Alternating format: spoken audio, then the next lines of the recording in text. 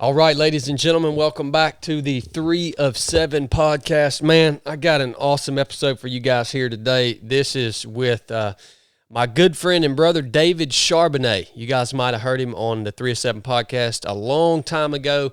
David and I went through all of BUDS, which is basic underwater demolition SEAL training, and SEAL qualification training together.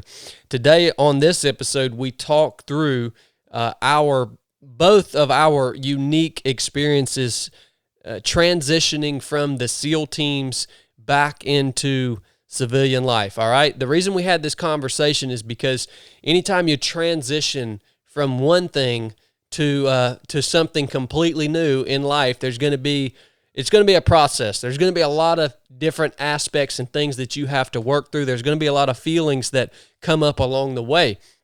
We hope that this episode might prepare you for that or help teach you how we kind of experienced it and worked through it in our own ways.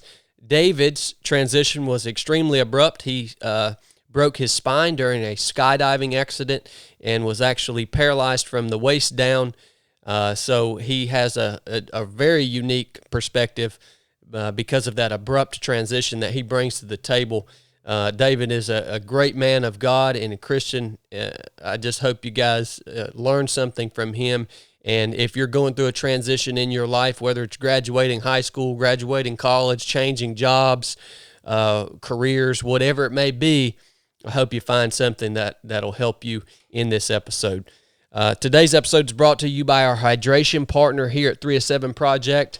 It is HOIST. All right, guys, if you haven't tried HOIST, you need to get you some and give it a shot. We found it to be the best hydration supplement that we have ever used. And as you guys know, we do a lot of running and biking and endurance sports and the whole 9 yards. So staying hydrated is extremely important to us. We want something that tastes good, that's easy on the stomach, and that keeps you going. In other words, has the things that your body needs to push through extremely hard, long, crazy stuff.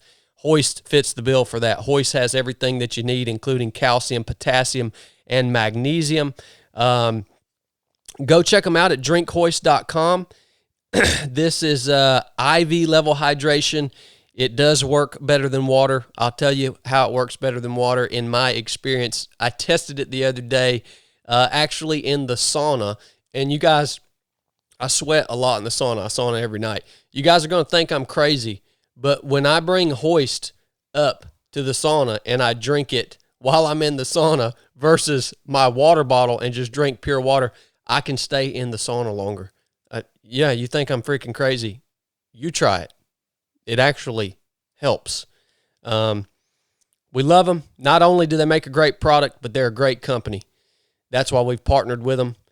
You guys know we vet any company that we bring on board as partners here at 3 of 7 Project, and make sure that their values, morals, and beliefs are in alignment to ours, because that's important to us. We should help each other as we become increasingly rare in this world, people who believe in, I don't know, the absolute morals and all that good stuff that makes the world go round. So we love HOIST. Check them out.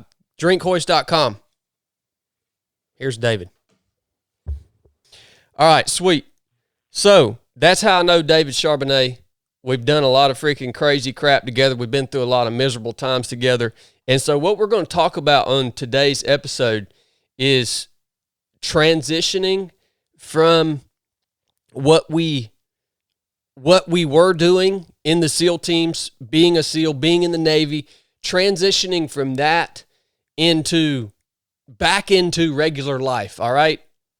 You know, there's a big difference there. When you're in the Navy, regardless of what I don't know, maybe it's different in the other branches of the military. I doubt it, but I know for me, when I was in the teams, it was like that ultimately was my life. I mean, there were other things. You got little moments and times, and you might have a little break here or there, but you were always beholden to that job, that career, that thing that you were doing. So that was my life.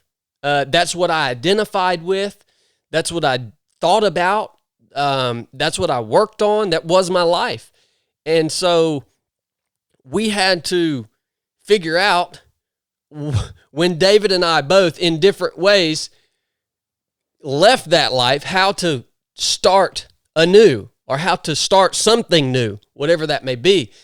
And I really think that this conversation is applicable for anybody and everybody, because there's going to be some point in your life where you have to transition, more than likely. All right. I don't know very many people that just do the same thing for their entire lives. Okay. And some of you may be in that situation, but the majority of us, there will be a few big transitions during our lifetime. And so I want to talk through with David, what kind of what that process was like, so that maybe you guys listening can have some expectations. If you have a big transition coming up, you can have some expectations of what might be coming and how you're going to process through that, what the difficulties are going to be, what the fun parts are going to be. And so that's what I want to cover here. Before we kick this off, David, what are you doing now, man? Now I'm still president of VIP Neuro Rehab Center here in San Diego. It's a nonprofit PT clinic that caters to people with neurological conditions like spinal cord injury, like myself, or stroke, TBI, cerebral palsy, MS, and a multitude of other types of neurological conditions. Other than that, full time, just trying to be a good dad, be a good husband. That's what I'm doing now. So, what kind of people do you guys work with at VIP Neuro Rehab? Are you working with veterans? Are you working with I assume a broad range? It's not just veterans, right? It's anybody with a spinal cord injury, or yeah, it's anybody. Most of our patients are civilians. We do serve veterans, and we try to help out veterans and law enforcement with scholarships if we can fundraise for them. And but it's really anybody with a neurological injury. Probably the most common two are stroke and spinal cord injury. So those are the majority of our patients, but we serve everybody from ages 4 all the way up to as old as they can be. And it's been a journey. I've been doing it for 9 years now. I've been injured 11 years, and I started going there almost immediately myself as a patient, and then started managing it a couple years after that. So it's been a while.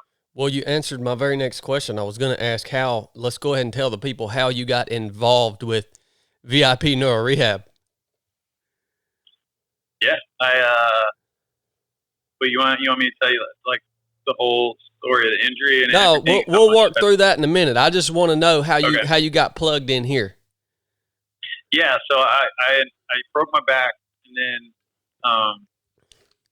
fortunately the SEAL the PT for SEAL team understood that I needed some pretty specific treatment to try to recover as much as possible. And so she went out and found this place, VIP Neuro Rehab Center out in town, and said, "This is where you need to go as soon as you're out of the hospital." And so that's what I did. And just 5 days a week, that was my job. The Navy was like, "Your job is to get as well as you can." So I did that 5 days a week, and that was like my new focus. And those were my people that I was with every day. And it meant so much to me because, that at the time, it was the hardest thing I'd ever been through. Definitely the biggest transition in my life. And those people were the closest people to me during that point. So it meant so much to me, and the emotional journey I went through during that time, that when I was asked to take over 2 years after that, the doctor that founded it and was running it needed to leave and move, and he needs somebody to take it over. I was like, I don't know if I can do it. I've never done anything like that, and he encouraged me to try. And so Janet and I prayed about it, and we decided it was important to try to keep the place going, and serve people during the hardest times in their life, just like I got the benefit of it. And so it's been our way of like giving back to the staff and the patients for everything that it did for me and the impact it made in my life. And it's turned out to be, we'll probably get into that more too, but it's turned out to be a benefit to me and giving me a purpose after I left the military. Mm-hmm. So we'll talk more about that. Totally, man. And how, and we're about, this is a great transition into the meat of our conversation here in just a minute, but how can people support VIP Neuro Rehab? And you talked about those scholarship opportunities. You talked about opportunities to help veterans or law enforcement or people like that have had these injuries, whatever it may be, and they need a place to go to learn how to live life as with the injury they sustain. I mean, how can people support you guys? Thank you. Well, the best way is to go to VIPneurorehab.org, and you can donate online. And that money right now, we're pushing right now to raise money for scholarships and other expenses.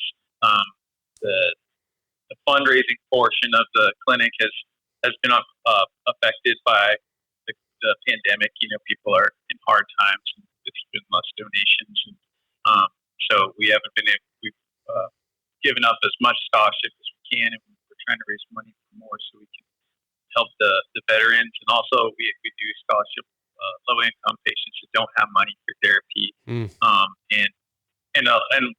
almost all our patients, the insurance has been used up, and so they're all paying out of pocket because the insurance, you know, after you get like a spinal cord injury, they're like, okay, you get 3 weeks of PT. You're like, well, I'm going to have a spinal cord injury forever, maybe. So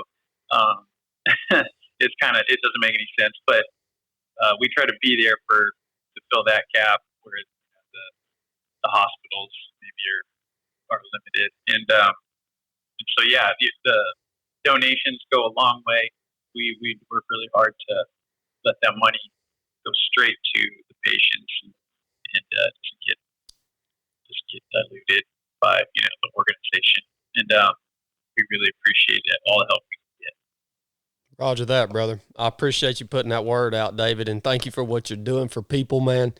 I couldn't imagine how important it would be for somebody with an injury that is going to change everything about the way they live their lives, to have a place to go, to have people to come alongside them and help them heal body, soul, and spirit, man, and learn how to get back in the mix, which is exactly what you've done, David. You've come so far since your injury, man, and it's just, I'm so thankful that you've done what you've done, because there was every opportunity, I know, in that moment to just give up.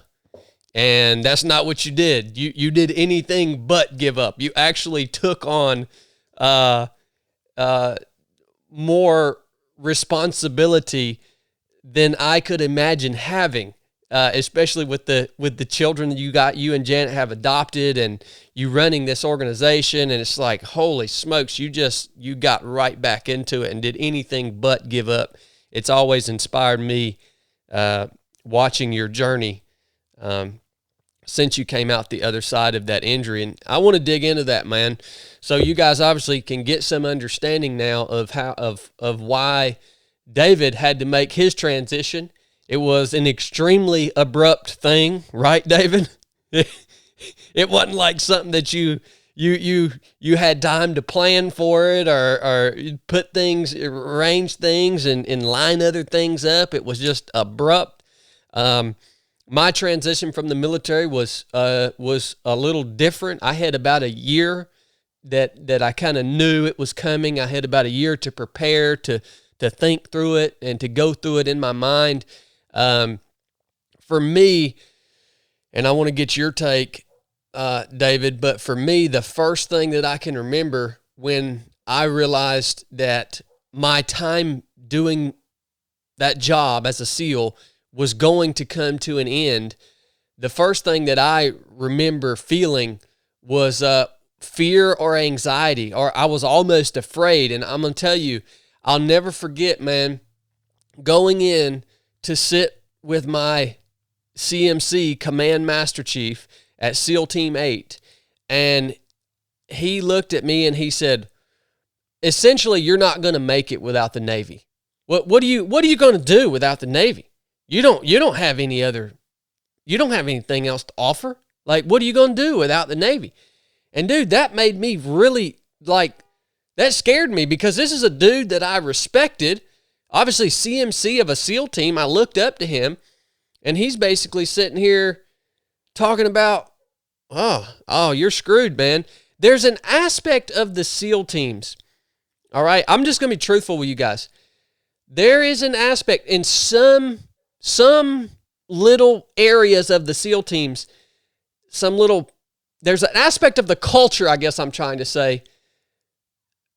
In a way, they want you to think you can't do anything outside of the SEAL teams, because that's part of them retaining their people, right? In a way, that is there. I'm not saying that that's the overarching mission, but that is there.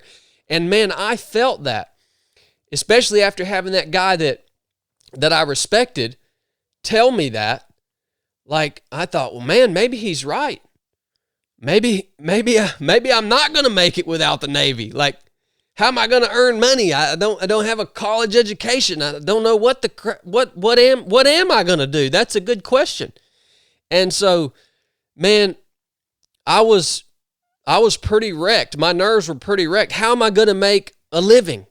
What am I going to do now to pay the bills, right? Because the money we made in the Navy was enough to make a living, but it wasn't like you banked money every month, you know. It was enough literally to pay the bills and make a living.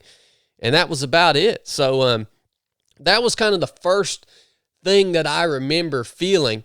And for some of you guys that are getting ready for a big transition, especially if you know it's coming, I can only imagine you guys can relate to this, feeling like, holy crap, what am I going to do? What skills do I have? How am I going to pay the bills? Let me tell you, you have skills. You have things to offer. You are going to be able to find another way, and we're going to dig into that in just a minute. But David, I want to hear what were the first kind of emotions or the first feelings that you had when you had that abrupt injury and you knew everything about your life was going to change, man. I was certainly afraid also when my transition happened, and it did happen. I didn't have more than half a second to see it coming. So I just remember laying there. As soon as I could evaluate, and I looked at my legs, and I could tell that they were paralyzed. I could tell. I instantly knew what was the situation as soon as I saw my legs. Wow. And I just laid my head back on the dirt and looked up at the blue San Diego sky on that drop zone, and I was like, all right, God, let's do this. And but I remember it was very weird. It was because we all had goals for our career. I specifically, I planned on staying in the Navy forever, as long as they were going to let me. I was like, I'm going to retire. And this was the beginning of my career, of that journey that I had already mapped out in my head and imagined, all the things that I was going to do. And in that instant, as soon as I saw my legs like that, that whole map just evaporated in my mind. And it was like the David that I saw in the future had died. And there was nothing. There was just a blank map. And I was like, that was terrifying. And like you, I didn't go to college. The reason I got kicked out of the Navy the first time was because they found out I was colorblind. And I remember that at that point, I was scared too, because I didn't have a college degree. I was like a straight D student in high school. I didn't want to go to college really, and I didn't. I was like, oh my gosh, I'm gonna be a loser. Like, what am I gonna do? Like, am I just gonna have to like live off my parents and then be a bum like once they can't support me? You know, I was terrified, and it was kind of like the same thing over again. Even though, you know, I was now had been through buds, and like that qualification carries a lot of weight now, I guess. But I knew, like, you know, the jobs that people give SEALs, they usually want SEALs that can walk and operate, and that was done. So I was like, man, I don't know what I'm going to do. And also, you know, a huge part of it was I finally found like my place in the world as like what I thought how God was going to use me, and that was gone. And so I felt completely like, you know, just purposeless. And I think that was like the deepest cut was that. But yeah, I did have like a belief that like I could do anything. I feel like team guys do get that. Like, they believe that they can accomplish almost anything because you're asked to do seemingly impossible things all the time, and then you just chip away at it until you do it. And so there was a tiny little, I think that's the only thing that like kept me hanging on, was like, I'm going to figure this out, you know? And, but I had no idea that it was going to be the journey that it was, and how long it was going to take for, you know, my mind to get where it needed to be, and just to find my way again. And I couldn't have done it without the people around me. It's funny too, like, you know, I'll never forget. I got a lot of letters from people when I first broke my back. You flew out immediately when you heard, but I don't remember the letters what people wrote to me, except for you wrote me a letter, and I remember reading it like in the hospital. And the one sentence in it is the only thing I remember that anybody wrote was, and I know, Charbo, that you don't even know how to quit. And I just remember reading that and being like, I want to quit so bad right now. Like, if there was a way to quit this situation, I would. But that was kind of like, I was like, all right, I have a reputation of like, and an example that I need to uphold and to push on. And that one sentence is made an impact on me. And, you know, gave me a little bit of juice to keep pushing through that day at least. Well, so, you know, you do have a reputation and an example to set, because I looked up to you all through our training cycle, right? You were older than me, you were more mature than me, you were stronger than me. I looked up to you. So that was my image of you in my head, was that this guy don't know how to quit. He's always going to show up and keep moving forward. It's pretty cool, man. I didn't know, I don't even remember writing that letter. I remember coming out to see you, but I don't remember writing that letter. And it's really special to me that to hear that that part of your story, man. And by the way, guys, David had a skydiving accident. This injury that he sustained was due to a skydiving. What happened, David? Did the canopy collapse, or how did that end up happening? No, I actually had a good canopy, but I opened up kind of off the drop zone, not where I anticipated. And when I was trying to make my way back to the drop zone, there was, right when I was getting to the point where I needed to turn the lane, there was a plane under me, and it was loading more jumpers to do another lift, but it was, you know, props are going, and I was like, I don't want to land anywhere near that thing. So I really, you know, you're quickly evaluating what you need to do, and I was like, I think I have enough altitude to go past it and then turn. In hindsight, I didn't, and I should have turned before, but I went past it, and then I had to make a low turn. I burned way more altitude than I thought it would take.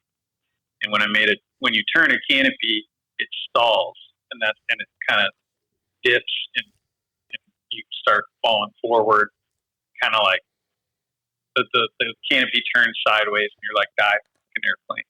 And so it takes a couple some altitude to level off again. And so when I did that, I stalled the canopy probably at like 80 feet. And I thought I was higher, but there's video that wasn't. So, yeah, so I pulled the toggle to turn, my canopy stalled, and I didn't even have time to be scared. I was like on the ground in a second. But the only thing I thought as the ground rushed up at me was I was kind of like in a face plant. So I threw my legs down and kind of tuck and roll just out of instinct. I tumbled my way around and got all tangled up, and dirt was like all everywhere and in my mouth. It was like a mortar shell hitting the dirt. And then I didn't lose consciousness somehow, and my helmet went flying off. But the impact was so hard that I was like, oh man, I'm sure I broke something. So that's why I was untangling myself to look at my legs. And when I looked at my legs, I was like worried I was going to have a broken leg or something. But when I looked at my legs, they were not laying how I thought they were. They were laying kind of sideways, like lifelessly. And I was like, oh man, I think I know what happened. So gotcha. That's kind of the quick of it. But yeah, I'm lucky that it was a big accident, and like the jumpers on the ground that saw me, they thought that I was dead, just from the impact. But I didn't have another bruise or scratch on me. I mean, I had one vertebrae like explode, and that's catastrophic. But I didn't have a head injury, or not a bad one, I guess. And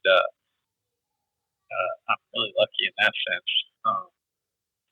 I can use the use of all my upper body, and that's one thing you learn working with the clients that I work with. And I tell people all the time, another kind of role that I really enjoy is that I get to work with, talk with them, just as a fellow person going through a neurological injury or condition, and I get to tell them, hey, this place is important to be here because you get to see people better off than you and worse than you. You get that perspective, and you see the people worse than you. That reminds you not to feel sorry for yourself. You're like, well, at least I have this or that. And you see people that you're doing better at, and it encourages you that you're making progress. So that perspective is helpful. Yeah. But yeah, I'm really lucky that's the short of the accident. And another thing that you said earlier, David, was you talked about how you and I both had initially experienced, getting out of the Navy or getting disqualified from doing what we wanted to do, early on in our careers. Mine was for a heart condition. Yours was for color blindness. But the second time we had to experience that, I think what made it different for me, man, and you alluded to it a little bit, was just how much time you had invested at that point, right? So the first time we went in, we did boot camp, then it was all taken away from us and we got out. We were still pretty young. We didn't have a lot of time and memories and just brutal freaking pain and suffering. We didn't have all that invested. And for you and I both, the second time that we had to transition out of the military, there was just so much time and effort invested, and you had your vision was much more established. Like your vision of what the rest of your life and your career was going to look like was much more established then, because you had been through all these steps, man.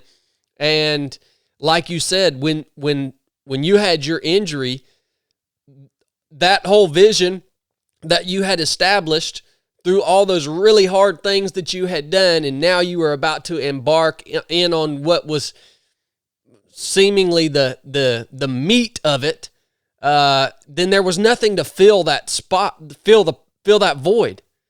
Once that grand vision that had been established disappeared. And,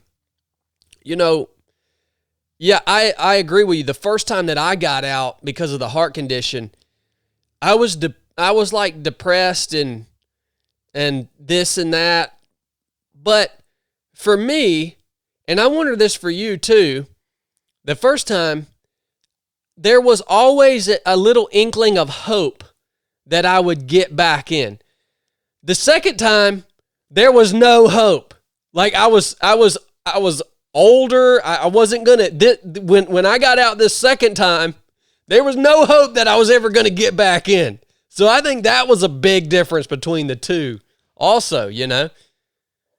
Yeah, same here. I mean, even though they said I wasn't coming back the first time, I was like, there was like this tiny glimmer that I was like, I'll figure out a way to get back in. But yeah, the second time, after, once I realized the situation, it was pretty apparent that was not going to be my life anymore. Yeah. Yeah. Yeah. There's not, yeah. It's like, okay, this is gone. And all right. So we both, now we'll move on. So David had his injury. I was medically retired. We got out. Okay. Now, once you get out, that for me personally, that fear of like, oh, how am I going to now make a living? Like, what can I bring to bear? Like, that fear doesn't just immediately subside. But for me, once I did get out, the ties were broken with the Navy and I was out in the world. I had to get to work doing something. So there was no longer I was no longer in this limbo. And so I think the next thing that I began to feel that kind of took the place eventually of the fear and anxiety that I had about transitioning, the next thing that I began to feel was this excitement. So at first, that void that David's talking about when you transition, right? The void that's created, the picture that you had painted for your future that's now been taken away, and now there's this void canvas. Once I was out, I looked at that void canvas and I started to make some little lines on it, right? In my mind, I started to, man, this thing is completely empty.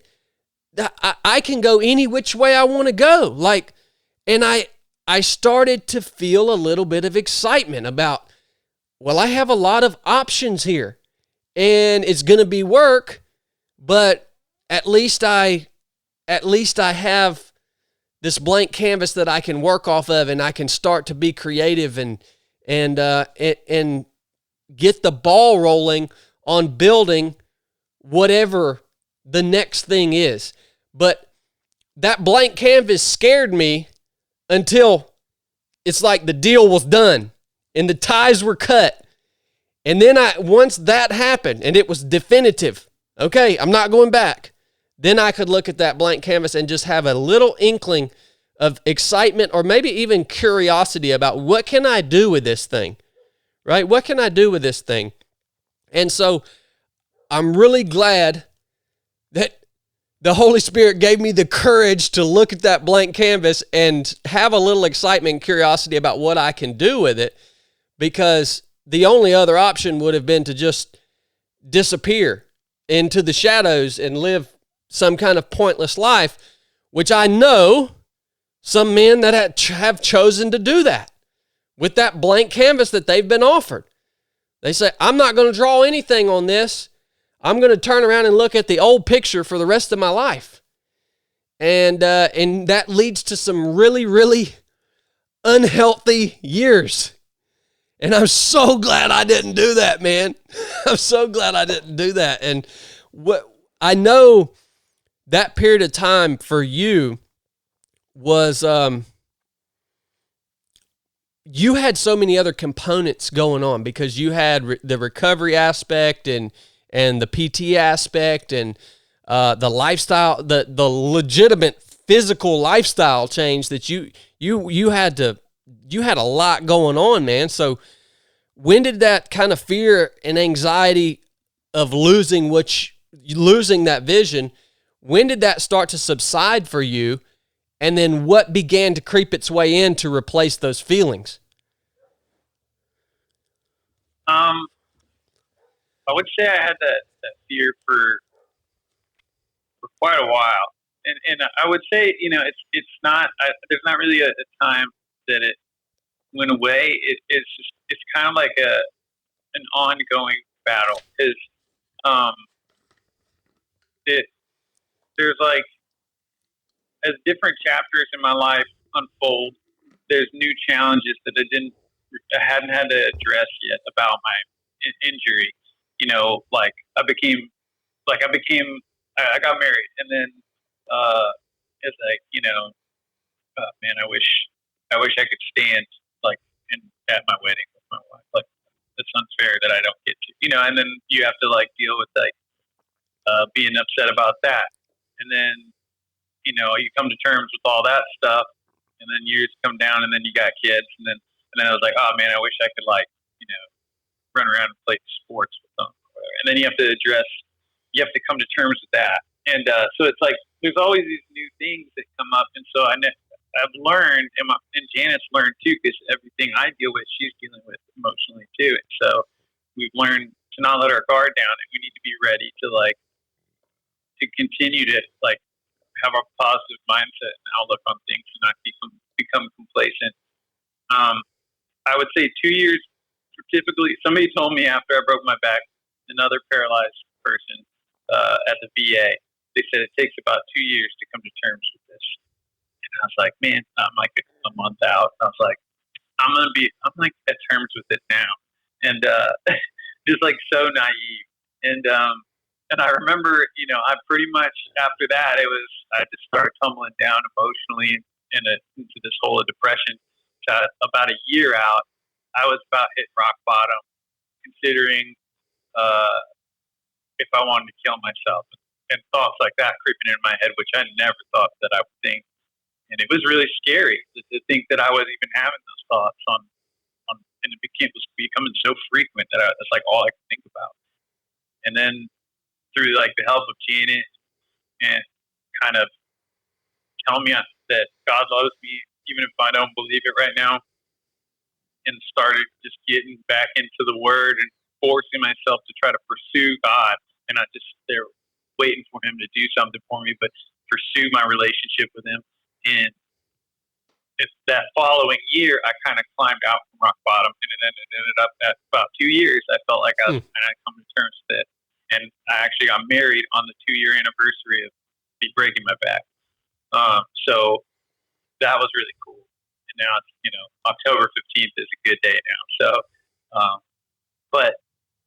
and then around that time too is when I got asked to take over VIP. And I didn't know what I was going to do. I was focused only on PT, and I was starting to like realize that, like my own PT, and I was starting to realize that I was going to have to figure out something to do with myself other than just try to like do physical therapy on myself.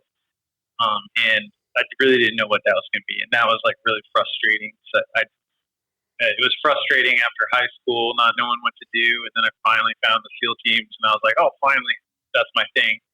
And then I was like, oh, great, now I have to start all over again and figure out what to do with myself. And pretty much getting this clinic thrown in my lap as a responsibility ended up becoming such a blessing, because I got to minister to people going through the similar trials that I had gone through. And as I did that, it rejuvenated my soul and gave me such purpose. And I was like, that's what I was missing. Like, I was missing that purpose of I think you and I and most people that go to SEAL training, like, yeah, it's a fun job, but I think a lot of us it's a call to purpose. I wanted to do it because I wanted to go, the SEAL teams, it's to hunt and kill bad guys. And I thought that was an important and noble thing. And I thought that was my service to the Lord, even to help protect people from bad guys. And I was like, lost that purpose. It's just so devastating. So I didn't really realize that until I had these new purpose thrown in my lap with the clinic. And I would say then that's when I was like, okay, I didn't start filling my canvas like you said, like that empty canvas for like 2 years. I was like, I'm just doing physical therapy, and if I don't get better, then I'm just going to keep doing physical therapy, and I'm not going to start on that blank canvas until like I'm better. And it was a dumb thing to do. And you can work on yourself and be working on that roadmap at the same time. And so around that 2 years, then it was like God kind of made me start. He put the clinic on that campus. Like, hey, this is what you're going to be doing. Mm-hmm. And through that, I started branching off and working on that, and realizing that service to other people is important, not just for me, but for everybody. And I've come across so many, like, I'm sure you have too. Like, I feel like it's real typical of team guys when they get out. They're like, all right, I did my job. I served my country. Now I'm going to go make some money, Yep. And they get, and team guys are good at like getting like high, and they're good at accomplishing things. So they get high paying jobs, and they're like making money. And I've met all these guys recently that are now in different organizations helping people, and they're like, yeah, I was making all this money and I was just so unhappy. And they left it and started helping whether it's like their fellow veterans, or helping, SEAL community, or helping all these different guys I met with different causes. And it's just interesting to see that, like, that we need that. And not even just non-Christian guys too. They've come to that realization that they need that service. It's not just to help the people that they're helping. It helps them too. And that's been one of the biggest things I've learned. And I remind myself daily, I'm not going to be running the clinic for the rest of my life probably, but wherever life takes me, I need to make sure that I'm serving the people around me, or else not just to do the right thing, but it's going to make me feel empty if I don't. And I remember having dinner with you right before you were going to get out, and I was like, what are you going to do? And I remember you talking about how you'd been like ministering to like young men, I think like teenagers at the time, as they were like about to become adult men. And you're like, I just really feel like God wants me to like minister to people. And I was like, that's really cool. And I know, like, you had no idea at the time like how exactly you were going to do it, but it was just a spark. And so it's cool to see now what you've done and the impact you've made. Well, I appreciate that, brother. And I think to kind of sum up that service aspect and why that's so important to us as humans is when you enter into something that is more than just self-serving, like you said, like whether it's the job that's making a lot of money, like when you're doing those types of things in life, there is nothing other than yourself, right? And I think one of the most important components of our happiness in life, I think it's actually the way God designed the human being, is to be a part of something that is bigger than just you yourself. Literally, from the creation of mankind was made to live. Even primitive man was made to live in community. You had no choice but to be part of this community, this operating body of people that are trying to accomplish, even if it's something as primitive as just survival. You have to be part of something bigger than yourself to be fulfilled as a human being. It's something the way that we were wired. It's weird though, the way that society and technology and modern culture, it's created an environment where if you want to, you can just be self-serving, right? If you want to, you can have your own little house in your own little space, and you can make money on the internet and never have to talk to anybody or help anybody do anything. But you will find yourself freaking miserable if you try to do that. You might have a lot of money. You might have a lot of things. but you will find yourself miserable. And I also thought you talking about kind of at that 1 year mark when you made the choice to start focusing or try to at least turn your vision or fix your focus back on Christ. Like, how did you decide to do that, man? Like in the midst of this depression and this just like heaviness that you were feeling, like, how did you decide to, all right, I'm going to pick my Bible back up, or I'm going to pray again, or how did that had to have been a tough decision, man? Yeah, I mean,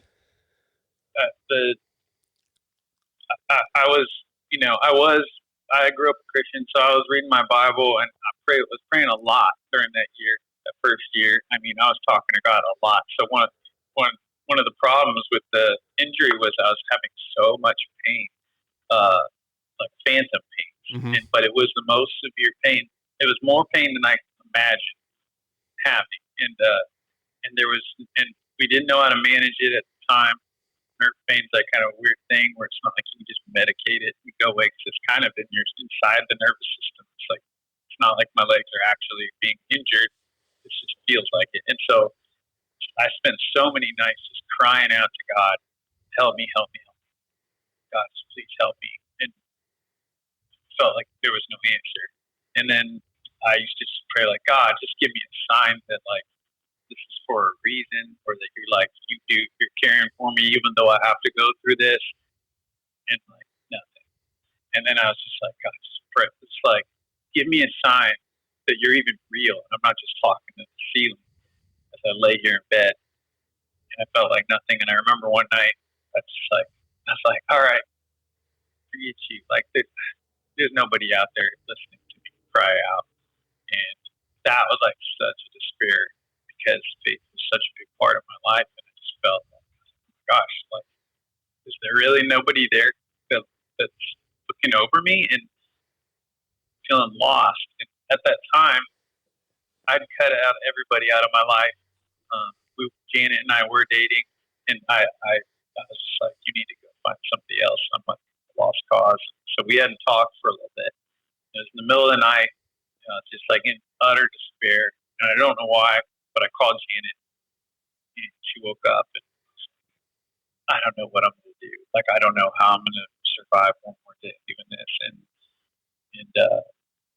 she like hung out, and she just was like, come outside. I'm outside your house. She got in her car and drove over. And so I came out, and I was like, just a broken man. And I was like, God has like abandoned me. Like, I don't even know if he's there. And like, I read the Bible, and it's just like words, like nothing makes sense, sinks in. And she said,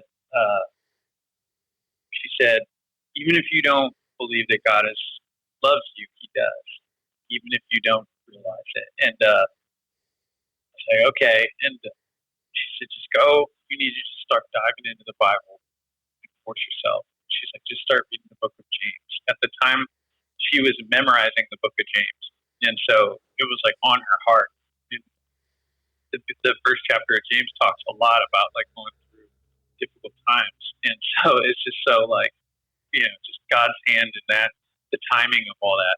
And so I remember I went inside, and I was like, all right, God, like, right at this very moment, I don't even know if you're out there, but I'm going to pursue you like you are. And I'm just going to pretend like this makes sense until it does. And I had started reading James 1, and it just kept going. And I just slowly started building up that relationship with God. And God doesn't answer all the time, answer things instantly. And in the view of God, eternity, 10 and 11 years is like nothing. So it is instant in that sense, but it was just so hard not to like.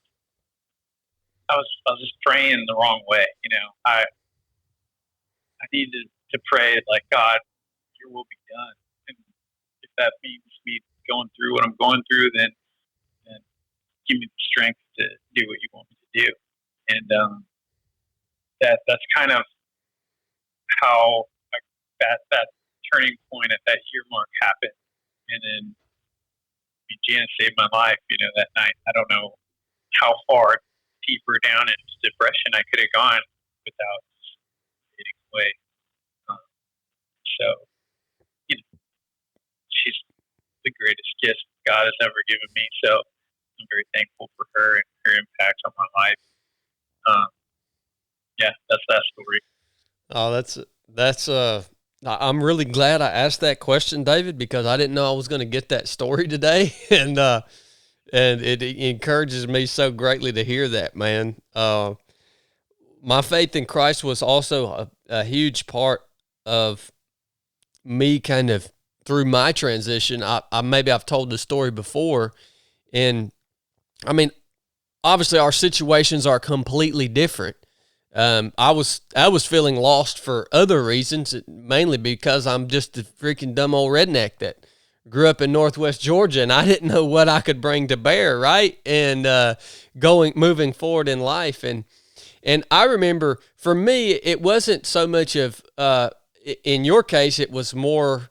I think it was different emotions. For me, it was more of like just lost, right? Just confused, just lost, and maybe feeling insufficient or incompetent.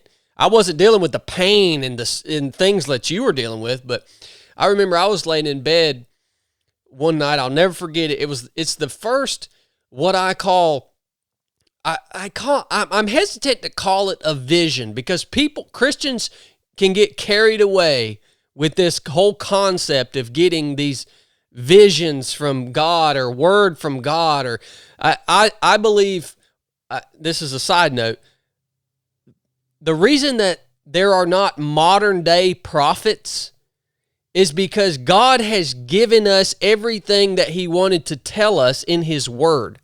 All right, we have the Holy Bible. It is complete. It is finished. All right? When there were prophets in the Old Testament, you read about them in the Bible, and they were getting this word from God, is because God's word was not completed in a book that we have here. All right?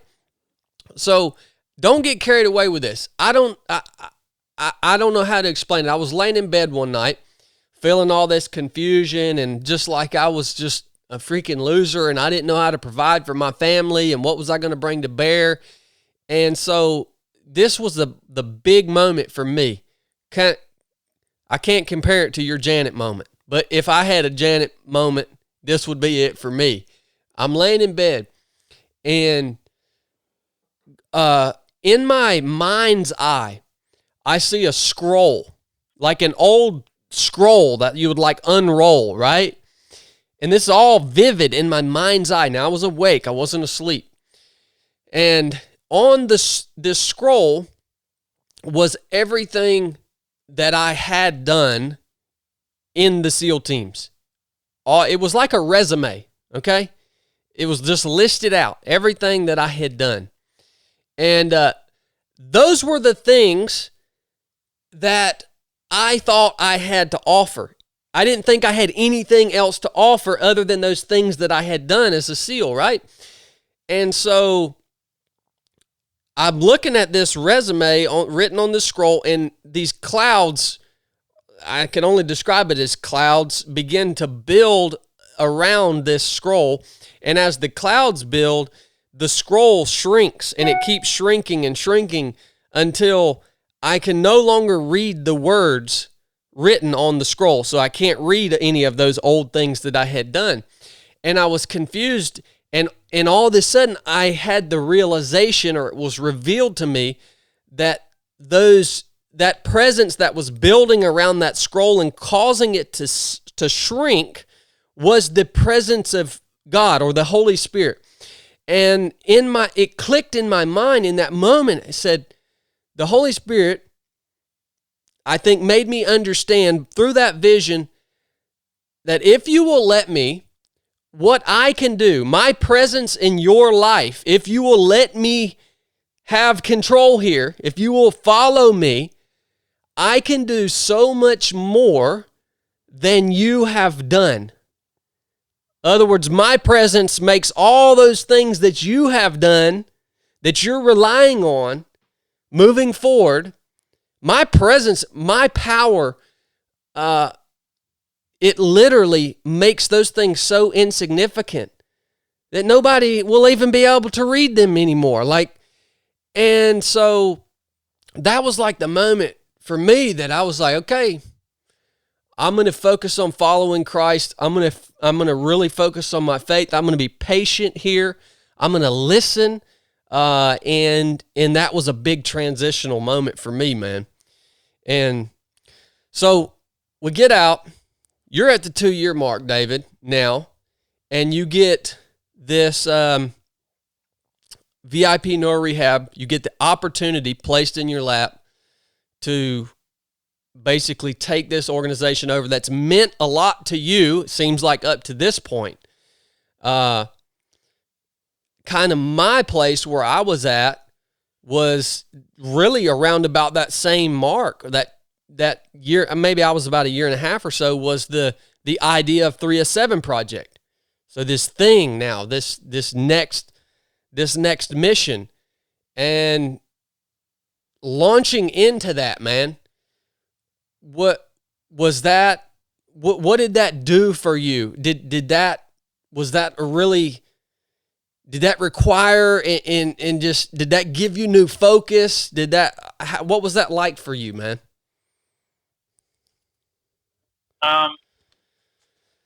It definitely, it refocused me, because I had a lot to learn, and it was also going out of business at the time, and it needed dire help, and I was having to learn on the fly.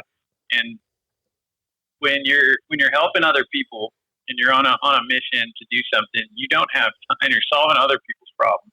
You don't have time to feel bad about your own problems anymore. And that was the first time I think I really realized that. And there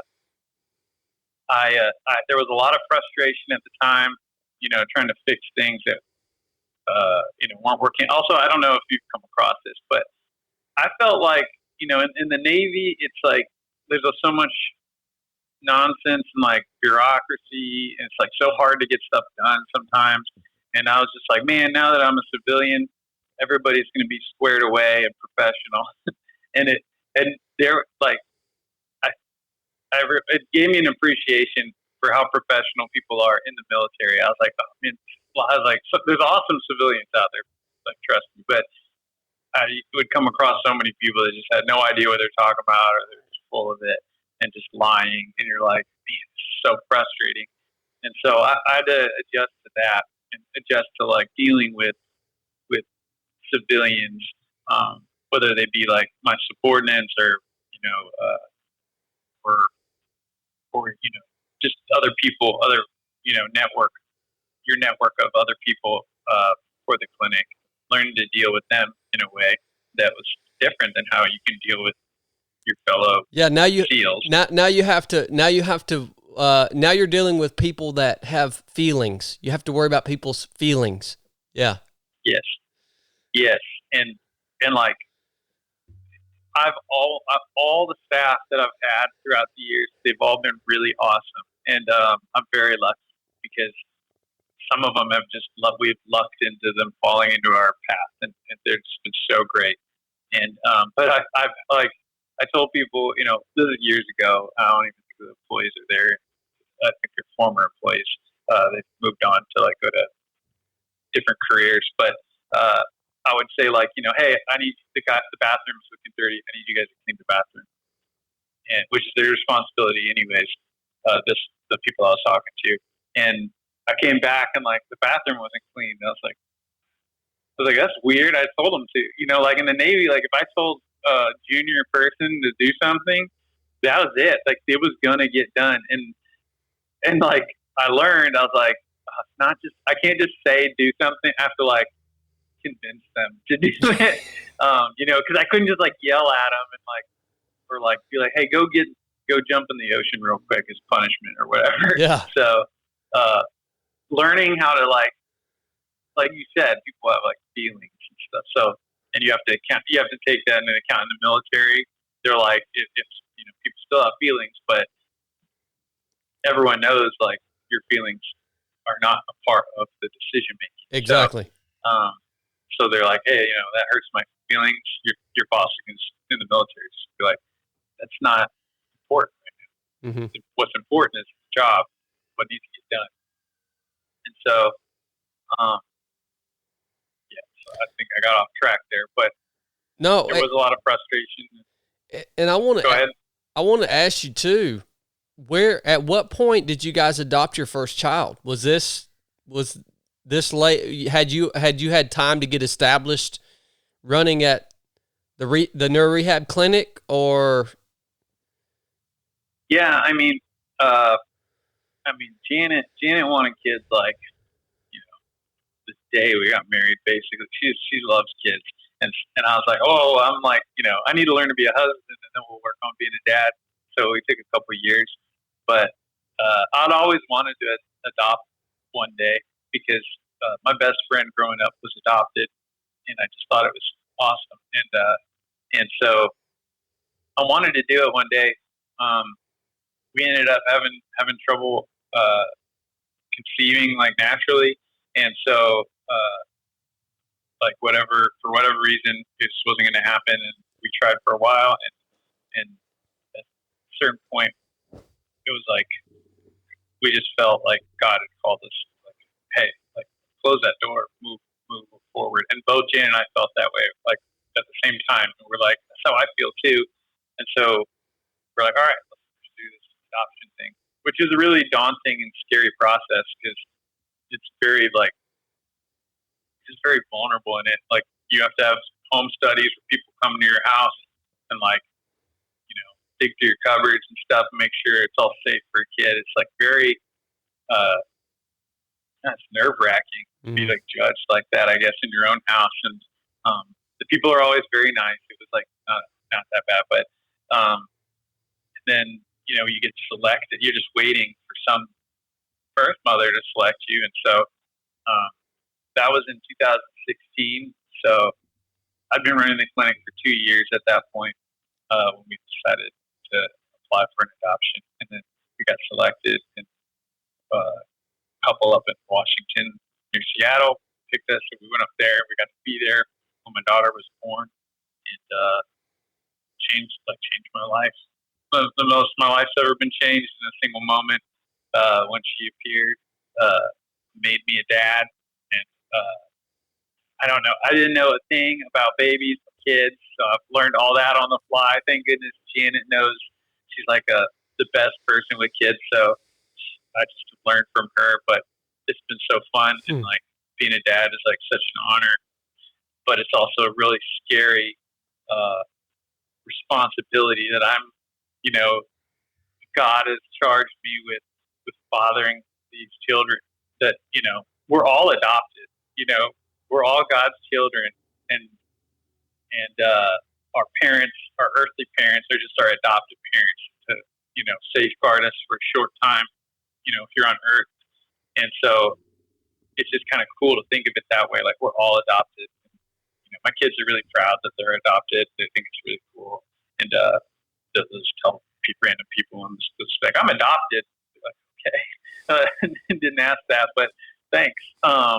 But yeah, so that's what we did, and then obviously we wanted to have more, and so we reapplied, and each time has been a totally different scenario and a cool scenario, and it's been cool too because we've not only been blessed with 3 awesome kids, but we also have these relationships with their birth families, and we have these like very special bonds now with these people that we would have never known, and they're family now, and that's been really cool, and it's something that I didn't really consider.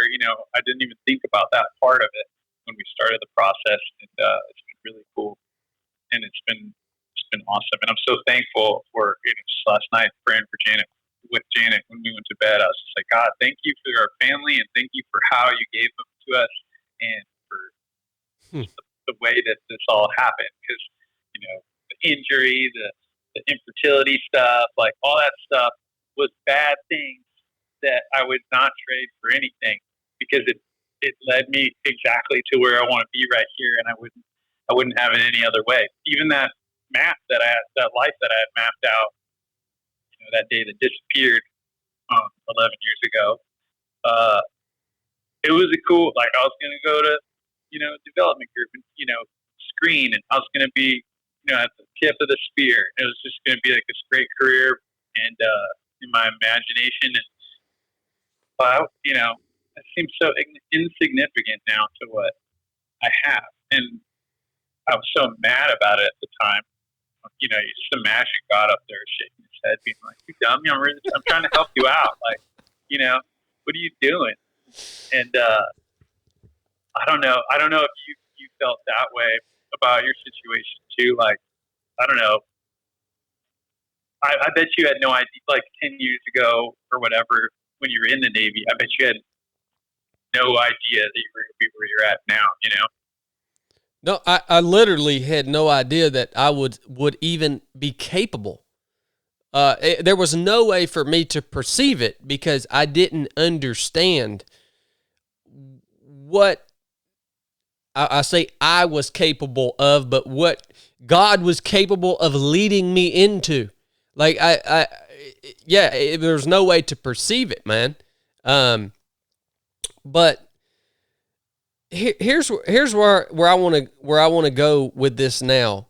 So you launch into managing the clinic. Then you decide, you and Janet decide to adopt your first child, and the ball gets rolling, right? And so now all of a sudden, that blank canvas, after the transition, now the blank canvas, it starts to get really full, right? It starts to get full again. Everything's rolling. You're rocking and rolling. You've got new purpose. You've got direction. You've got vision. You've got all this stuff. Now, here is something that I have struggled with very recently, actually, is now I still have, for me, 3 of 7 project, it got busy, it got rock and rolling, just like you, around about the same time probably. And so I never, once that started rocking and rolling, I never looked back to think about or process or even understand what was behind me. Like the old picture, what I had done, what I had learned, like even just to go through it emotionally. It was like I was just a new person, and when I first got going, I was really, really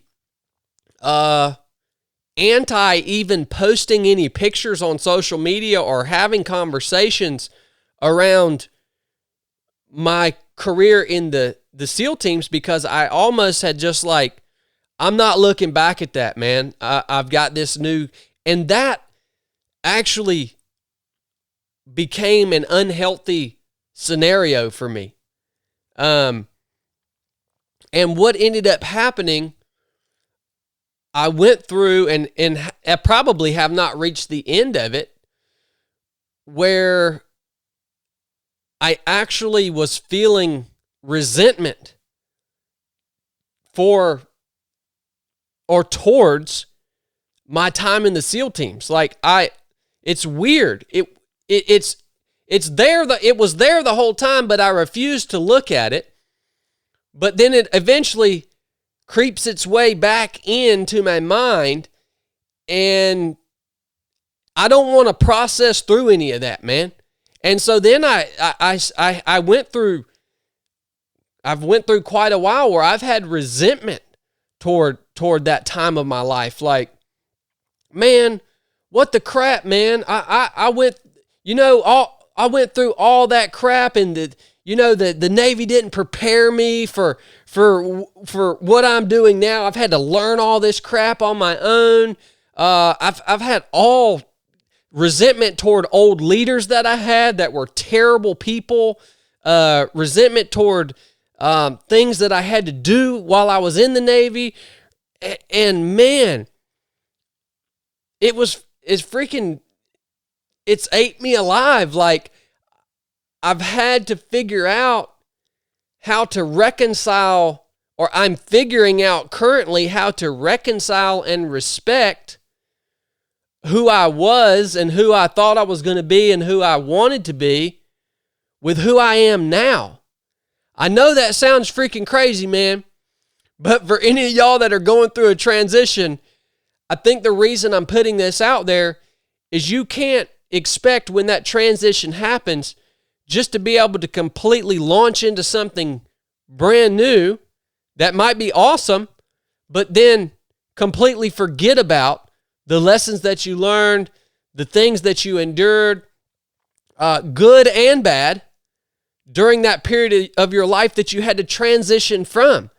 So have you spent any time thinking back through? Do you try to ignore all that? Have you thought through it? Have you reconciled with it? Have you come to a place of respect with it? Where are you at with that, David? Or have you not even experienced anything like that?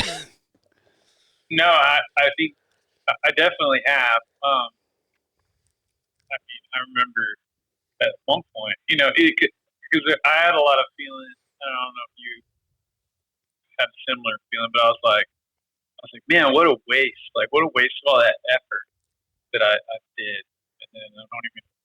Now I'm here now, and like, that was all pointless. And I resented it because of that, and then I resented it because I missed it, and I wanted to be there, and it pissed me off that I couldn't be doing it. And so I just remember one time, like early on, after the injury, just like collecting all the stuff lying around the bedroom, like patches or whatever, and just like tossing them away, like in a closet to be lost somewhere. And I even threw away a bunch of junk. It's like I don't even want to. I want to erase this from my memory.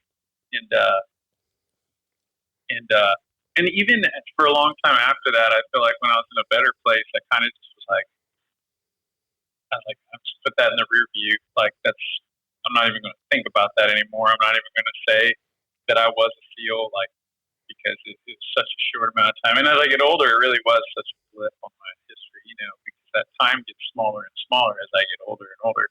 And I was like, I'm just going to erase it from my history. It's just like, it's kind of painful in a way.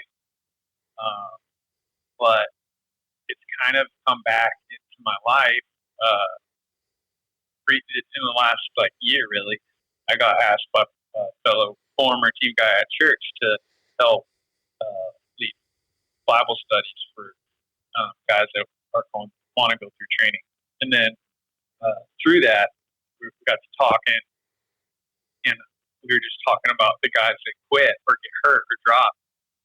It's like, man, because I was there, I got dropped for the color vision, and it was such a depressing place. You're in a barracks full of other depressed individuals that had this goal or dream taken from them, or they gave up on it, and just like it was so depressing. They called it X Division when I was there. They call it something else now. But I was like, well, that's a place where God could make such an impact. And so I've actually gotten to go there and help lead Bible study with those guys, and it's been so cool. And it's been like, we were talking about this the other day, like how we do it on Wednesday, and I'm like, Wednesday comes around, I was like, man, I don't want to drive to base and sit in traffic to get to base. I don't want to do that. I'm just going to skip today or whatever. And then I go, and God does some amazing work in some person's life. And these kids, it's so funny. They're all like, my life's over. I'm 22 years old.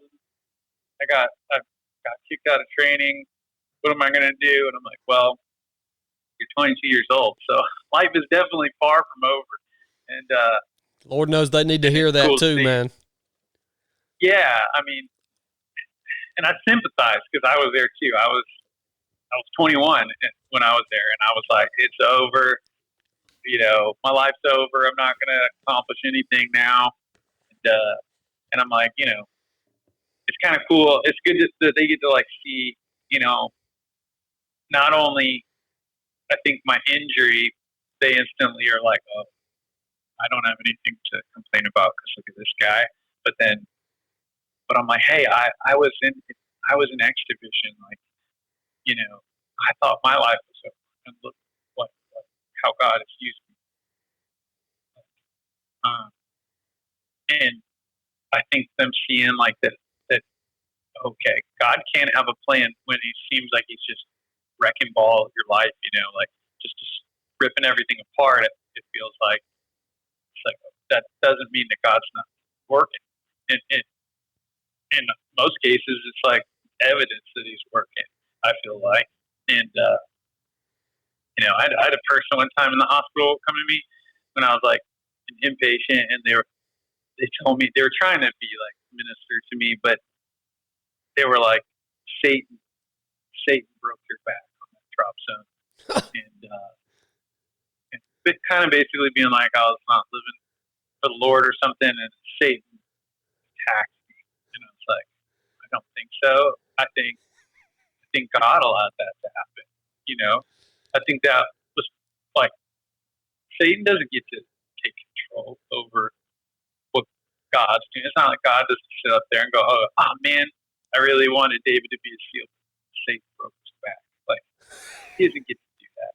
God is complete control. And I think if I had believed what that guy said, then I don't know where my faith would have ever gone, because who wants to have faith in a God that can't even stop Satan from coming and just attacking you? And then you wouldn't have any faith that he had a plan, you know. So I'm glad that I didn't fall for that. And but I think it's important for people to remember, because I think we do have that sense of when life takes a hard turn, to feel like that God, that's somehow not God. That's the enemy. And I can understand that like concept, because it's just our human brains, you know, to think that way. But we have to fight it and realize what's happening. I tell the guys that want to go to Buzz, I was like, if I were you, I would pray every day, not God help me get through training. I would pray, God, if I'm not supposed to be here, I pray that you would get me out. I was like, now you don't have to worry about quitting, because if you're not supposed to be here, God can get you out of training really easy. Yeah. I was like, God can give you shins, you know, fractures in your legs. He can have you have a heat stroke. There's so many pitfalls. God can get you out of training so fast. And then if you do, something happens and you get dropped from training, or you don't make it, then you'll realize God has answered your prayer, and it's encouraging. And I started really praying that way, because that's like when I broke my back, you know, God, heal me. And I still pray that he'll heal me, because I think we're called to continue to ask. But now I pray like, God, if I'm not supposed to be healed, like, you know, just let that, or if anything's happening, I'm like, God, if that's not supposed to be where I'm going, close that door. Mm-hmm. And then when God closes the door on something that I want, instead of being disappointed, I'm like, oh, thank you, God. You just saved me from, I wasn't supposed to go that direction. Mm-hmm. And it's that perspective it encourages me instead of disappointing me. And that was like one of the biggest revelations in my prayer life that has been so beneficial. And so, well, I don't know. I mean, I think that opens up a awesome topic, and by no means can we search the bottoms of it, but I've had to reconcile similarly with bad situations in my life. And so one of the big ones, I think the closest one that could relate to your situation would be when my wife, Brooke, was in active addiction, and she almost died from drug addiction. Literally, she was overdosing day after day after day. And like, Like you have to, when things happen in this life, you're exactly right. It's the way my mind is wrapped around it. It is not always the devil, like specifically attacking you. Here's how this is how I've reconciled with it. This world that we live in, it has fallen from what it was created to be. All right? It shortly after it was created, because of the choices that humanity made, it fell away from its original design, okay? So therefore, we now live in a place that has fell from perfection, which means bad things are going to happen.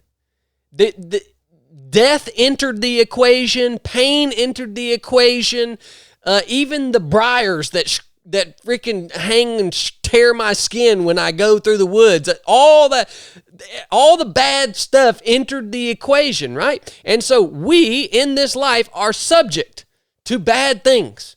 That's the world that we live in, okay? My faith says, in spite of the bad things that we as humanity are subject to, because simply we are living in a fallen world, the God that we serve, the creator of the entire universe, and he has the perfect image, the perfect design. He can take anything that happens in this life that is bad, and he can take it and he can make it have a purpose. All right? He's that powerful. He can literally bring flesh and life to dry bones. Like, he has the power to do that. And when you are his child, he will do that.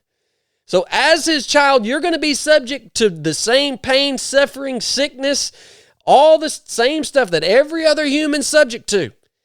But if you are a child of God, he will take that, and in some way, shape, or form, he can make that into something that has purpose for his kingdom. All right? That's one of the beautiful benefits of being a child of God. You can have faith that is the case, man.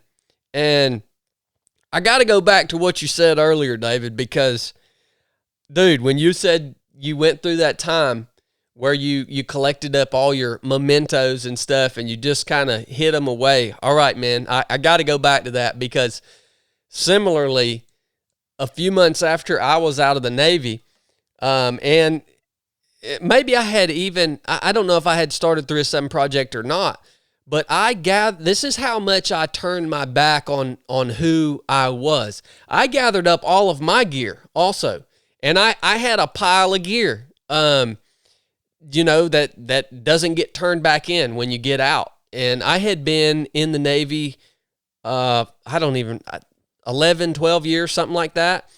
I took all that gear, piled it into the back of my Toyota truck. Every single thing that I had that could remind me of my time in the SEAL teams, took it down to the Army surplus store and sold it all to them for $4,000. It was probably $50,000 worth of gear. I'm talking about multiple sets of Cry uniforms and H gear and kit, and they bought it all. And I didn't do it for the money. They just said, "Oh, this is what I'll give you for it." They were probably laughing, thinking, "Oh boy, we just got this joker." I didn't do it for the money. I did it because I didn't want to see any of that stuff. I had made up my mind I was never going to go to the range and shoot again. I wasn't going to do any of that stuff anymore. I mean, I was done with it, man. It just led me to such an unhealthy place, dude. And I didn't realize it at the time. I thought I could do that. And it was going to be no big deal. I actually thought it made sense to do that. And it's interesting. It's interesting that now that part of your past, that old canvas that had David drawn on it as the Navy SEAL, right? That's come back into your life, man. And you're working with guys that aspire to be that. And you're ministering to them and you're spending time with them. And, eventually it started to work its way back into my life too. Because here's the thing, I came to the realization eventually, this took a while, that, man, I learned a lot of things during that time in my life that can help other people, which is what you're doing now, David. You learned a lot of things through that time in your life that now you can take those and help other people. And I thought, well, it would be foolish of me to not utilize those lessons learned. So it came back into my life, and I started talking more and more publicly about my career in the SEAL teams and lessons that I learned and this and that. And, you know, we started doing a YouTube channel, and I started having these little backyard conversations where I go through my I Love Me binder and talk about the certificates that, you know, and training and lessons learned and all this stuff.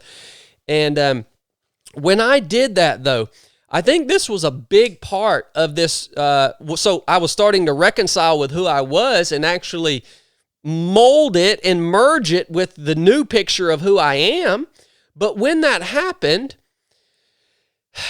there was a lot of pushback from guys that are in the teams, guys that are in the military, and you know, you get a lot of nasty phone calls and a lot of nasty text messages and a lot of guys saying that you're just trying to you know, pimp the Trident out and all this stuff. And man, I have recently, I mean, like just a few months ago, like went through this stage of like real freaking resentment. Like, man, I'm trying to reconcile who I was with who I am and provide some value. And now I'm getting all this pushback from people that I respect their opinion. I mean, if you're a SEAL, if you were a SEAL, you're in the teams, whatever. I mean, I respect your opinion more so than some average Joe off the street. And I get this pushback, and then I'm like, well, what the freaking crap, man? Like, what now? What am I supposed to do? Can I not? Can we not talk about that portion of our life in a respectful manner and merge it with who we are now? Like, and you know, gosh, dude, I went through especially since we started YouTube up, you know, I've taken a lot of heat for that, and it's caused me to resent the teams, man. Like, I gave 12 years of my life, and now you're telling me I can't even share any of the lessons learned? Like, I can't make this now part of who I am in an open way? And I know David, I know you're not big on the social media and all that side of the house, but it's been a major tool that we've been able to reach people and help people with. I mean, that's what it is. And dude, it's been, I'm still going through the process of reconciling with that. And I went and did a podcast a couple of months ago with a guy named Mike Ritland. He's a former SEAL. He's got a podcast called Mike Drop. He's a dog guy out in Texas. And I was in this place where, man, I was really resentful at the SEAL teams. I mean, really. And I probably said some things on that podcast interview that I shouldn't have said about the SEAL teams, you know? And so that's also not healthy. And so now I'm trying to get to a place, and I'm hoping maybe this will be one of the final stages of my personal transition, to where I can respect the teams as I knew them. I can respect what we did there. I can merge that part of me with who I am now and move forward, because I don't want to be resentful to the teams, man. Like, it's some hard stuff, and some of the best guys in the world are there doing that job, and I don't want to feel that. It hurts me to feel resentment toward the teams, if that makes any sense. It literally pained my heart to feel that resentment toward the teams. And well, it only hurts. Yeah. You know, like, it does, you know, when we get angry and resentful, you know, we're not sticking it to anybody. We're just sticking it to ourselves, right? Yeah. Yeah, man. Yeah. And I feel you though. Yeah. Go ahead, brother. I feel you. You know,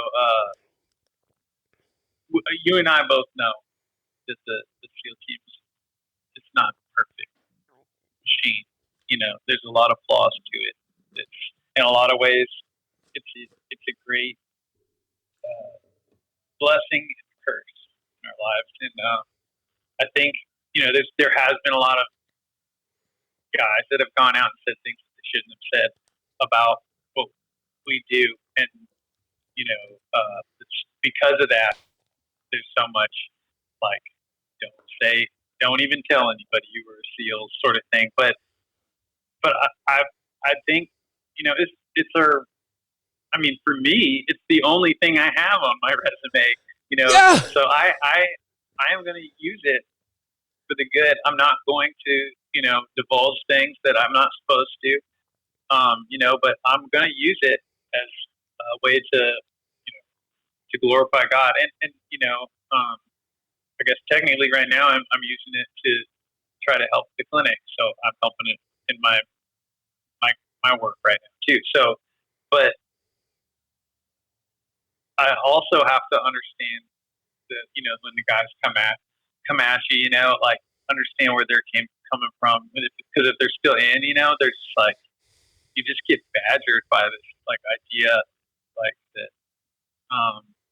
that you can't say anything, so that's just like, and they don't know what it's like to be out too, Yep. like they have no idea.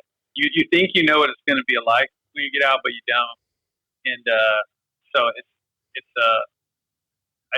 I've had to show grace to people that are so hardline about certain things, because I'm like, that's just where they're at right now, and they don't know. But I think what you did. I've been really proud of you for what you've done since you got out. And it's funny, because like you said, I'm not big on social media, but like 12 years ago, I was, the 20-some-year-old, like all into social media, and you're like, shoot, man, I don't even know how to use an email, like, and now you're a social media influencer, and I haven't been on social media in forever. I'm just an old fart now, but yeah, I've just been so proud of you, man. Like, you have made a huge impact in people's lives that I've just bumped into. That like I've bumped into people here in San Diego that are like, "Are you Dave Charbonet?" And I'm like, "Yeah." And they're like, "I saw you on 3 to 7 podcast." I'm like, "Oh, cool." Like, yeah, Chad's so great. Like, he just inspires me, and like helps he help people with their walk with the Lord, and that's just so important, man. And I've been really proud of all that you've done, because I think when I first met you, I don't know if you were saved or not. No. But yeah, I mean, we talked about it, back in the day, but I don't think it was like, I mean, and I was walking with the Lord, but it wasn't like the first thing on my mind back then either. We were consumed with this other goal, and so it's cool now just to see where we're both at, and you've made an impact on a lot of people, and I just wanted to say I'm proud of you, and it's a real cool blessing for me to get to watch where you're at now. Well, I appreciate those words, David, and I think that's the key, as other listeners or people that are listening are thinking about, well, how does this apply to me? Well, again, it applies because what we're talking about is at some point you're going to have to reconcile who you were with who you are becoming, and if you have that transition, and understand that it's okay to talk about who you were in a way that honors who you were, or in a way that honors the organization that you were a part of, or in a way that honors the guys that or girls that you were striving with during your old life, right? Do that. That's okay, man. Now, if you're looking back on what you did and you're you're recalling who you were back then, or the organization you were a part of, just to bash them. Like, that's unhealthy, but it's okay. You have to merge the two because it's all one life. Like, it's your life, man. Like, you have to do that. And so what I'm learning right now also is that maybe that it's okay to miss things about who you were or what you did. I used to think that was like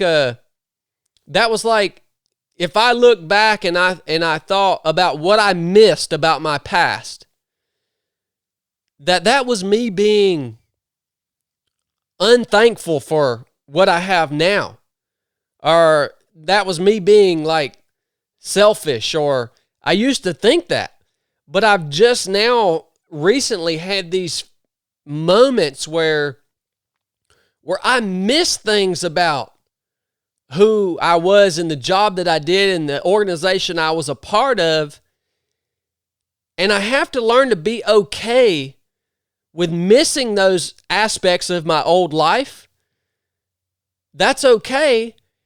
I have to be able to miss those things, to understand that I might not be able to recreate those same scenarios in my new life, and to know that it's not me being ungrateful. Like, an example is one of the things that I had a moment the other day where I had this deep longing for being a part of a team that you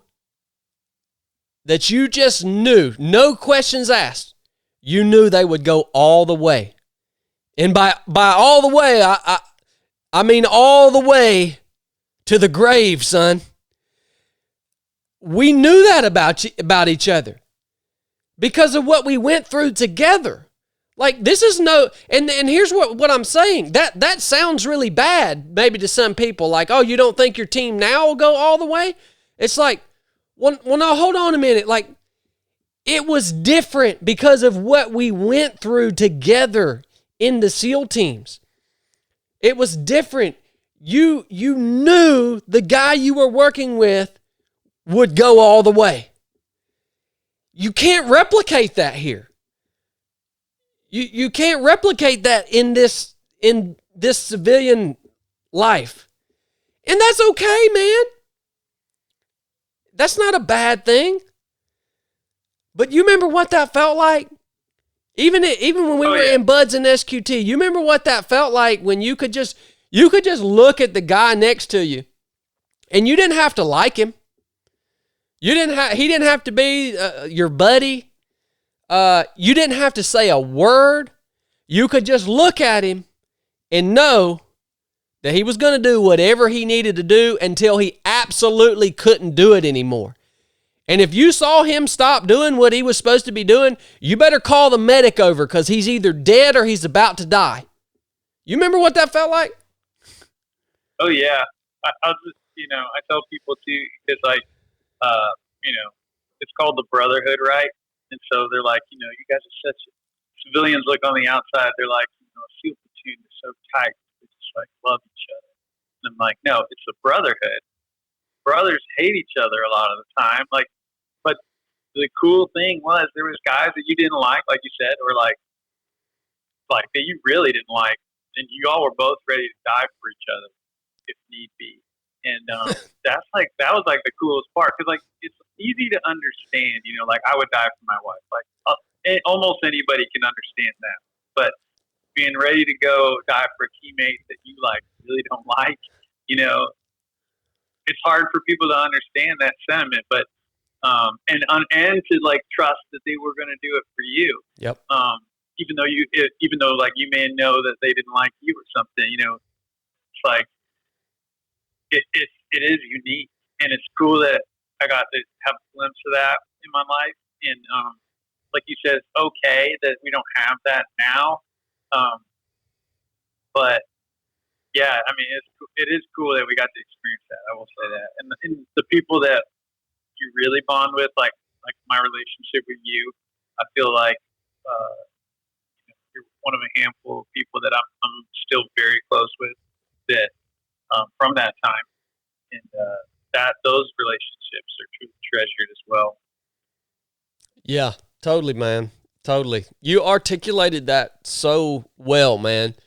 It's actually helping me, listening to you articulate it is helping me process exactly what it is that I missed, because when I make that, again, this is where the rub is. When like I make that statement to my team, they're like, well, Chad, we'll go all the way. What are you talking about? And I think that's the point you just articulated so well. It's being able to look at the man next to you and know that joker freaking hates me. But if I'm drowning in the water and the current's pulling me under, he's going to do everything that he can possibly do to save my life, even if it involves putting his own life in jeopardy. And that dude don't even like me. That is what cannot be replicated. It won't happen out here. You cannot create that out here. And so, yeah, I'm still working through that, man. Yeah. Well, I mean, it's from, like, even though, like you said, like we have teams out in the civilian world and they're like, hey, yeah, we would go to the grave for you. And you might like believe that, but like in the military, that they've been tested. Yeah. That you like similar to what you've been tested.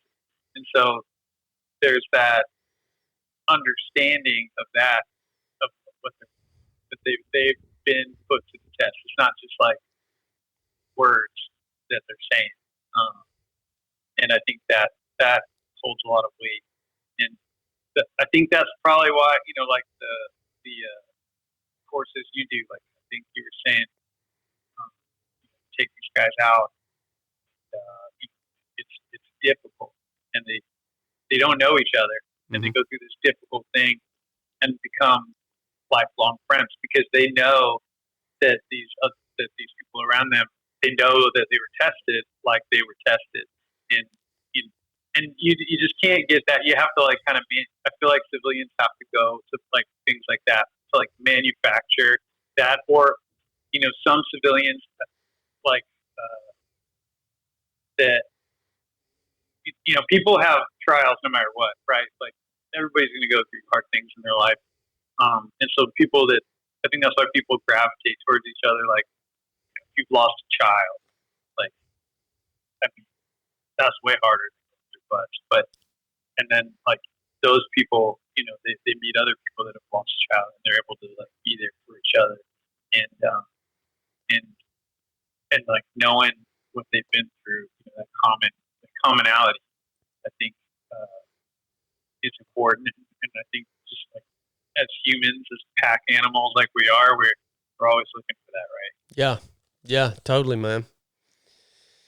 Well, I look at guys like your dad, for instance. I always see which he gets on streaks. He'll post quite, he'll get in a streak where you'll be seeing Beyond the Teams as their organization, and they're always doing awesome stuff.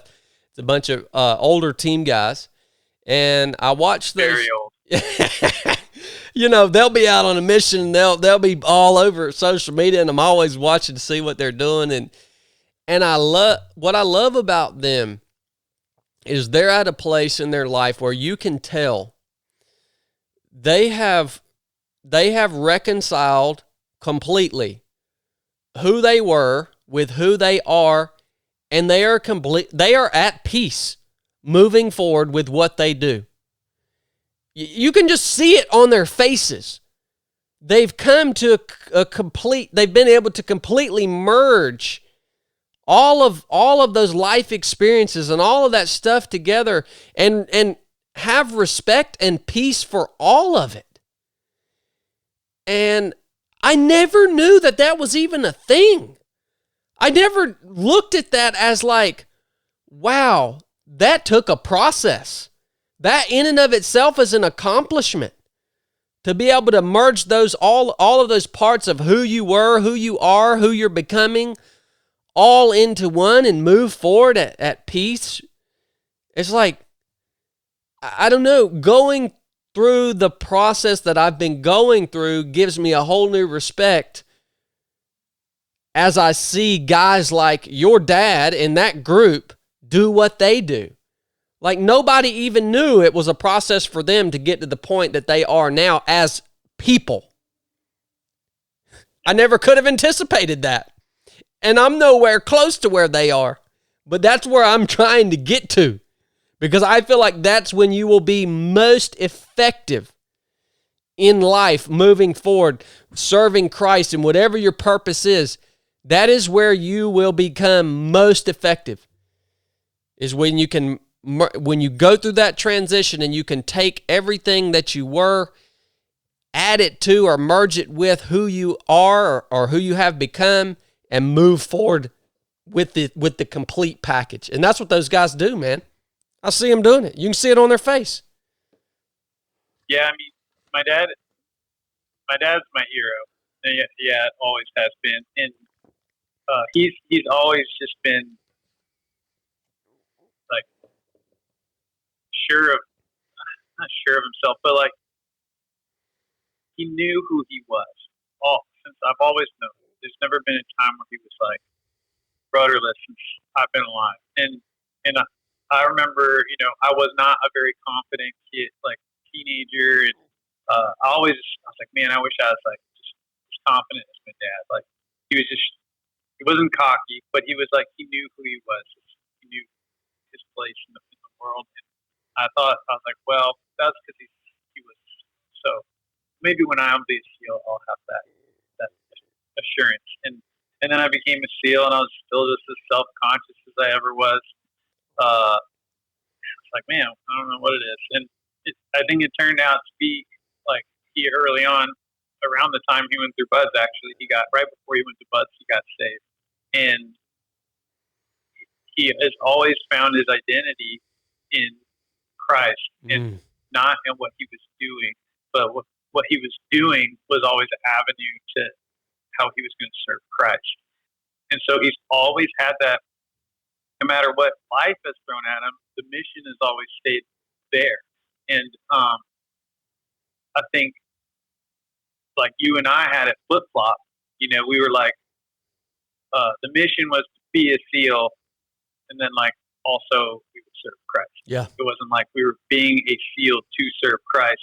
And then, because then when we got out, we're like, well, now what do we do? Yeah. It's like, well, if you are always looking at through the lens of serving Christ, it's like you don't have to be like, well, now what do I do?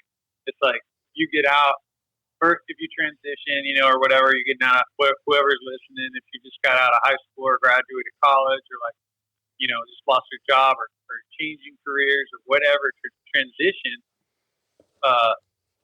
you can find a way to serve Christ wherever you're at, even if you're not doing something. Like find a way to serve Christ. I mean, sometimes I go to the Bible study for the guys that have not made it through BUD/S, and there's sometimes nobody shows up, but sometimes one person shows up, and like me and the other guys that are leading, sometimes we'll be like only one guy showed up, but like if that guy like gets saved and turns his life to Christ, that's a soul for eternity. Like. And so we've talked about that. We're like, man, we need to quit saying like only one guy. Like that could be so worth it. Like, at first we're kind of like, oh, it wasn't worth it to come. There was only one guy today or something. But it can be like you can make a universal impact just by your connection with one person. Like that power is just so amazing. And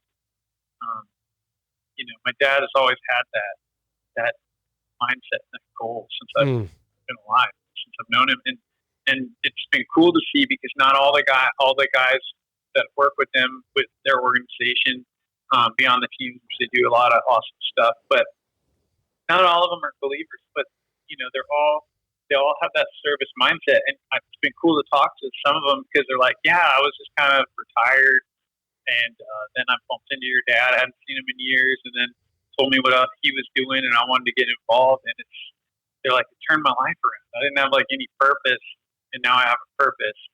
And so it's kind of cool to see like them going through that and like knowing what they're doing, being so happy to serve, and it's like they're going through it, and a lot of them are like, in their 60s, and I'm learning the same lessons here now, and in my 30s, and so it's just kind of interesting to see the full like spectrum, and but it's a reminder of what to have as your front sight focus. Yep. Yeah. That ultimate purpose, or you could almost see it as like a foundational purpose that you, anything else that you do is just building off of that foundational purpose. Talk about having peace in life, no matter what the transition is, no matter how things change unexpectedly or expectedly. If you've got that solid foundation of purpose in serving Christ, which I have deviated from many, many times. But when you have that foundation, it's like, well, you become unshakable. It doesn't matter what you're doing. You become unshakable. And I got to commend your dad for always keeping that as his foundational purpose, because gosh, it's so easy to stray off of that, man, and to lose sight of that. I mean, everybody does it, man.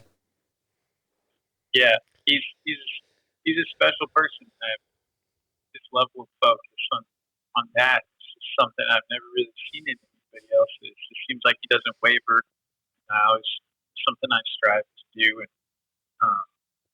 yeah, I love him, and I feel so lucky that I have a dad like that. He's a special person. Yeah, I agree. And my mom, for that case, too, honestly.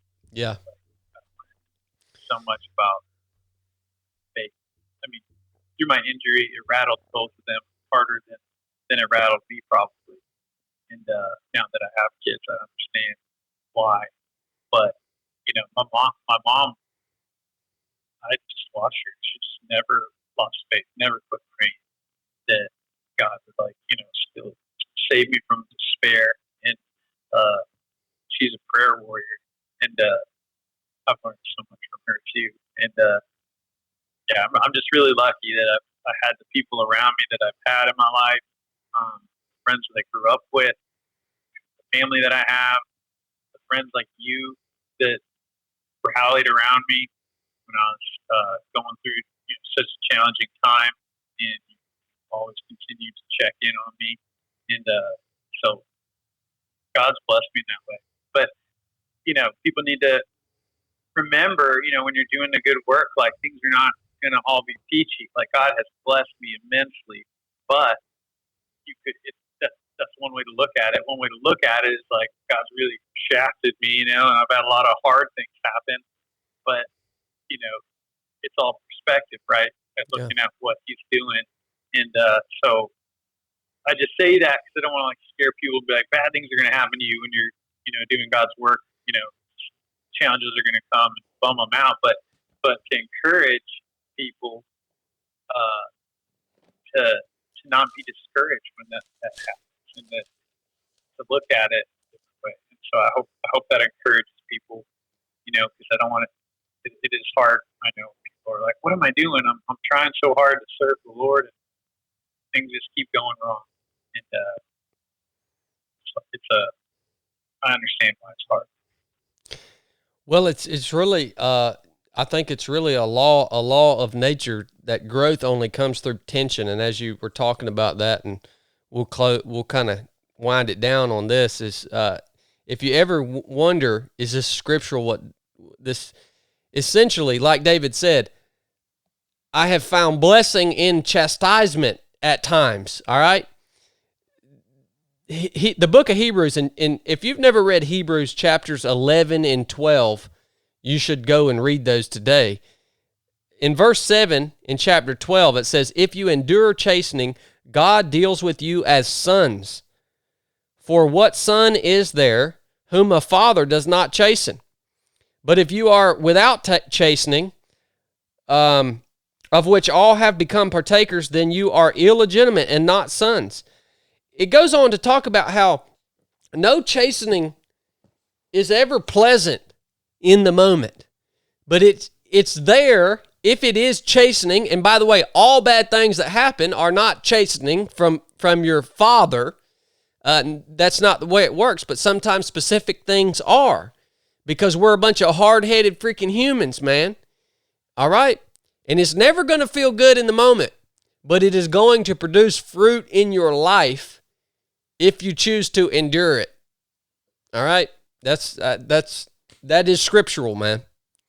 And it's good to, I agree. It's good to differentiate, and remind people like you just did that I'm talking about all my blessings.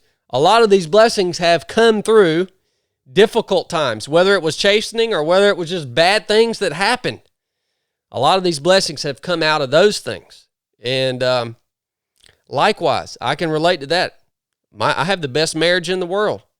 My marriage wouldn't be half as good as it is if it wasn't for what Brooke and I went through. It just wouldn't be. I mean, well, David, we've been going at it for over 2 hours, man. We're going to, yeah.